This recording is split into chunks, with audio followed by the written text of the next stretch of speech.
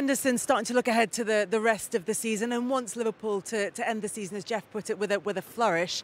I think one of the most difficult things to understand as someone who watches football is inconsistency. When you see the heights that Liverpool have at times been capable of this season, and then you see performances like the one that we saw today where it looks ineffective. Can you understand that or try to explain it?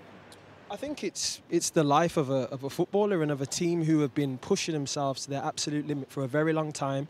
They've put a lot of great results together over the past many years and won many trophies, but now they're in a bit of a blip, I would like to say, a little bit, in the sense that they've lost a lot of confidence. Mental fatigue, I would say, is involved as well, because they've been, kind of working with a philosophy that now they've lost one of their best players in Sadio Mane, which was, of course, at the start of the season. But I think the team has started to play different, and the identity which they had before isn't necessarily the same identity now. In that one game, when they look amazing, it's the old Liverpool.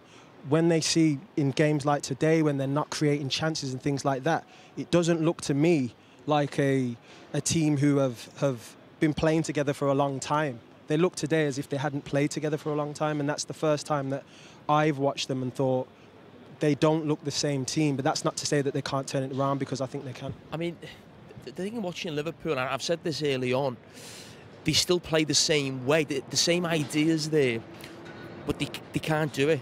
So when you look at the Manchester City game, Liverpool played that game like it was the Liverpool from 3 or 4 years ago, with the man-to-man all over the pitch, and they be brave, they play high, but they're not that Liverpool. And it just fascinates me as a manager, what you do. Just always stick to your idea and your principles, or do you adapt them with how your players are? Listen, Jurgen Klopp's a great manager, of course, but even tonight, Liverpool are still trying to play like the Liverpool from 3 years ago, and they've got a 0-0 out of it. You're scratching your head, how?